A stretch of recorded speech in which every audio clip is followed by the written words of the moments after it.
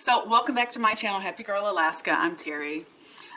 So this is part 2 of my breast reduction surgery. In the first part, if you haven't watched that, I would recommend going back and watching part 1. Basically what I do is I share with you my breast history and then how I came to reach the decision to get a breast reduction surgery. And then I talk about the things that kind of needed to happen once I made that decision.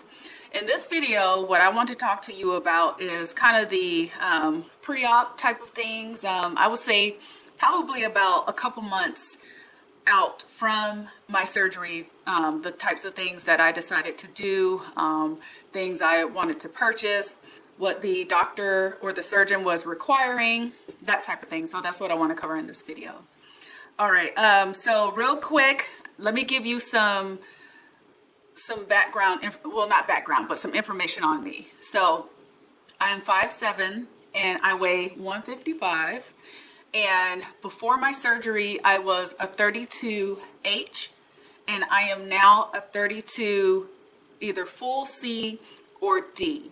She wanted to take me down to a C. I asked her if she could take me to a D because I thought that would be way too much of a shock to the system for me, especially from a visual standpoint. Having gone from being such a full bust to a C, and I just imagined C was really small, but now thinking about it, if I'm a C, I'm totally fine with that. So yeah, I'm now a 32 full C or D. So I wanted to speak to that. I think another thing that's important to mention too is that I am over 40. A lot of the videos that I watched of women that have had breast reduction surgery, I would say the range was from 19 to maybe mid to late 30s for the most part. So I want to mention too that I waited to get my breast reduction a little bit later than some of the other folks that you might find on YouTube talking about their experiences. And another thing I should mention too is I am not interested in having any more children. So the whole breastfeeding thing is a non-factor for me. I don't have a whole lot of information on that. I've heard some people say that after you get a breast reduction that you cannot breastfeed or that you won't have the ability to, but then I also heard from other women saying that they had breast reduction, but after that they were able to breastfeed. So I don't know how that all shakes out. All right, so what we're gonna do is pick it up. I mentioned to you all that I had gotten approved through my insurance to cover the cost for my procedure. For the most part, I did have to pay a copay. I did have to pay for the first consultation. I paid for that. It was $180. And then I also had to, when I went to my pre-op appointment, they required a $500 deposit. So I paid $500, and then when I got to the surgery center, I paid a little over $1,900. So I thought that was important to mention because I had to do that before having the surgery. So in terms of scheduling and picking my dates, I scheduled and picked my dates because I wanted to have it, I wanted to have the surgery close to time when my daughter was going to be on spring break. So one thing that I would recommend to you is if you're planning on getting a breast reduction, make sure that you're going to have someone there with you. Number one, they require for you to have someone to make sure and get you home after the surgery.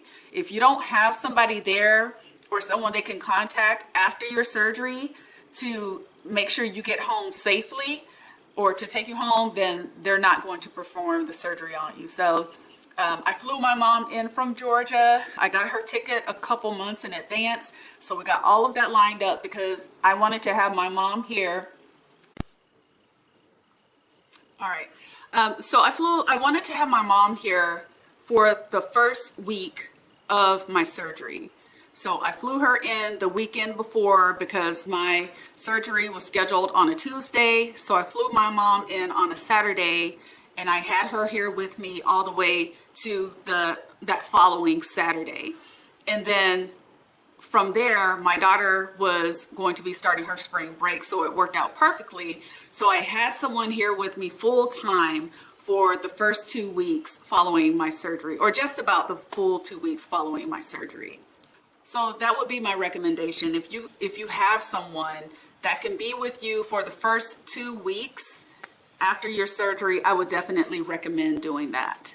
So another thing that I did is a couple months out from my surgery, I started doing research, most of it, well, no, all of it online. And so my research was a lot of Google searches, a lot of YouTube videos. I mean, there's some really great YouTube videos out there with women talking about their breast reduction journey. And what I am going to do is put links to those videos, the ones that I found helpful, not all of them because there are tons of them out there. I didn't want to watch any videos of the surgeries being performed. Those videos are out on YouTube as well. I just wanted to hear about other women's journeys. And so I looked at women who were of color. I looked at women, you know, who were not of color. I looked at women from different age ranges. And I say that just because I think that you might want to get different types of perspectives, because it's just, I don't know, I felt like the more information I had as far as what to expect, the better prepared I was. Because if you're like me, I have a phobia of needles. And so I was really worried about getting the IV. I was worried about, you know, them sticking me for any other reason. That really like freaked me out. And I want to say I was more afraid of getting the needles than I was of getting the surgery, if that makes any sense. So yeah, definitely watching tons and tons of YouTube videos helped me a great deal. All right, so another thing that I want to mention too is once you get approved for your surgery, well, once you schedule your surgery date, then you'll receive something in the mail from the surgeon's office. At least this is what happened, you know, with the doctor that I went with. So I received a pre-operative instruction sheet, and it had my name on there. It had the date of my pre-op appointment. It has the date of my, well, it had the day of my surgery, but it didn't have the time of my surgery. The pre-op appointment, it did have the day and time because I was able to schedule that ahead of time, but it didn't have the time or the arrival time for my surgery. I didn't get that until I went to my pre-op appointment. And I'm looking here at the instructions right now. It says the arrival time is very important to assure adequate time for checking in and IV antibiotic administration. Do not deviate from this time regardless of what is mentioned at the time of your surgery center or hospital pre-admission. So they were very strict about making sure that you got to your appointment at the arrival time that you scheduled it for. And then they gave me a list of instructions, and it says here the following instructions apply for all surgery patients. So another thing I should mention is that my surgery was not performed at the place where I went and had my consult or my pre-op appointment. My operation was performed at a place called the surgery center.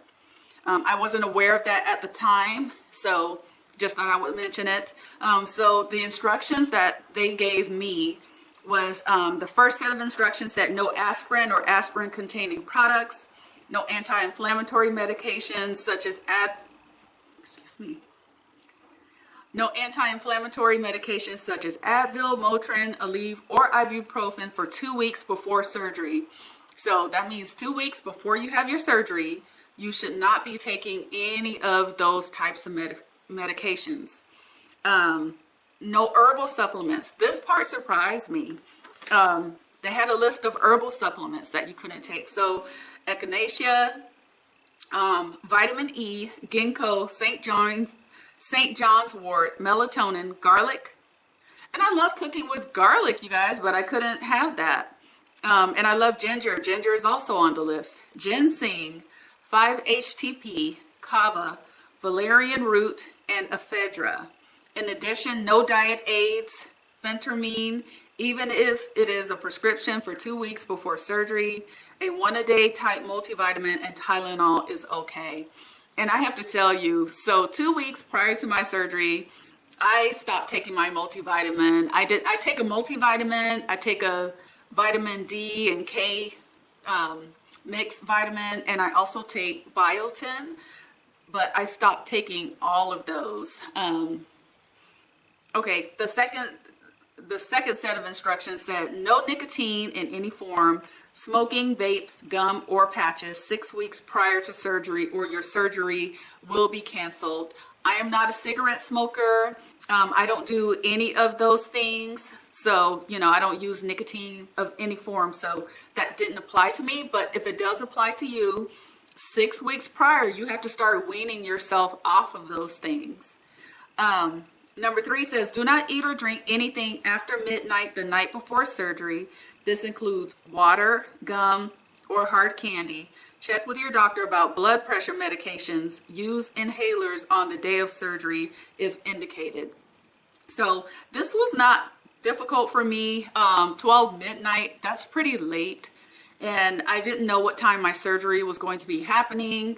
But I figured I could go that time frame from midnight without having anything to eat or drink. I have to admit though, I was pretty thirsty that next morning because I love to start my morning with a big, huge glass of water.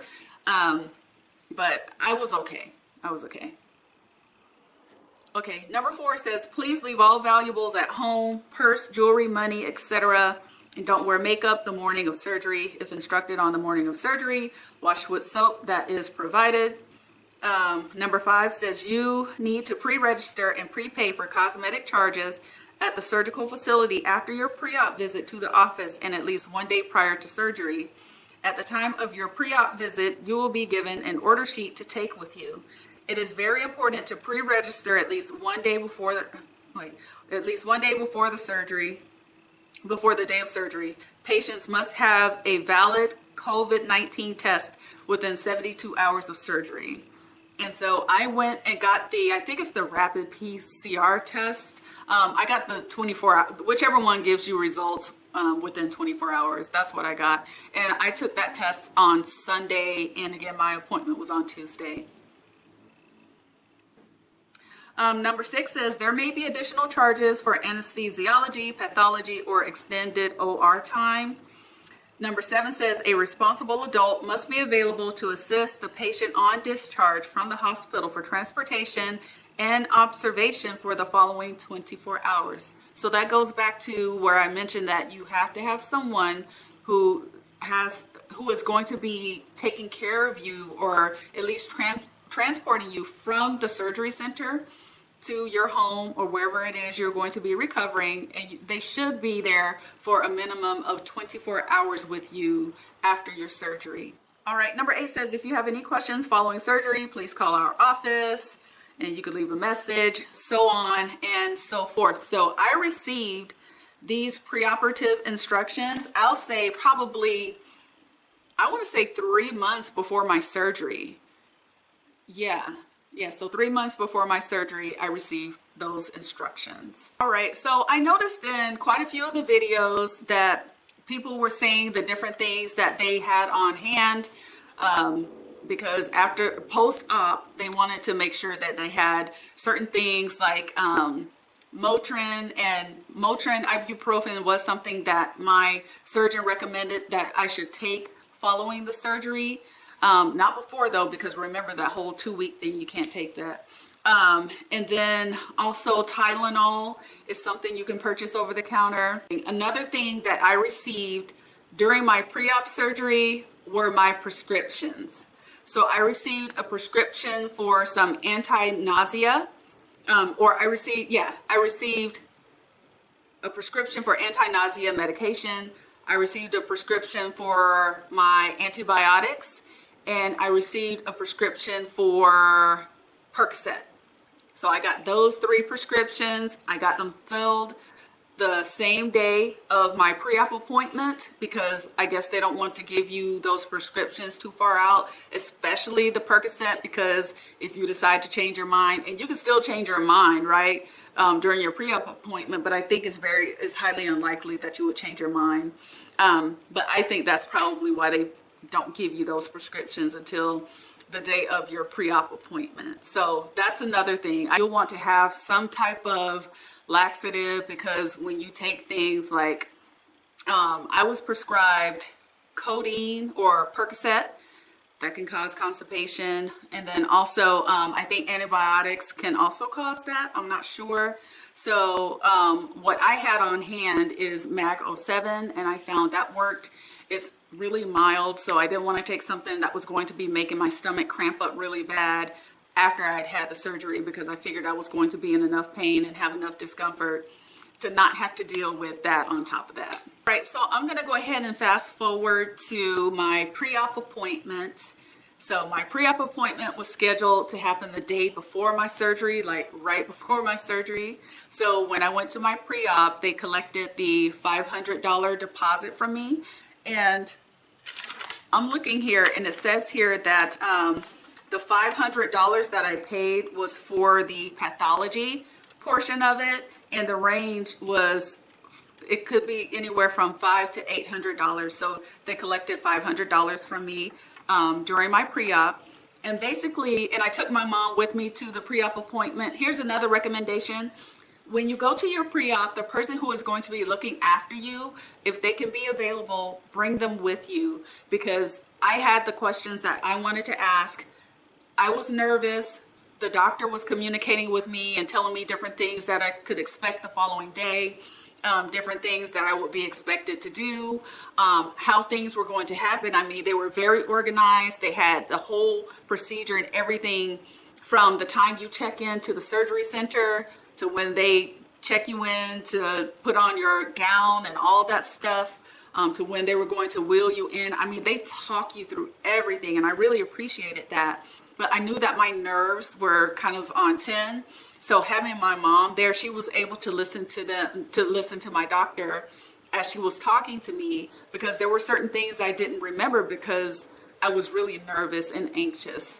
So that was good. And then also we went back over the size that she was going to make me. And again, she said that she was going to do a full C or a D.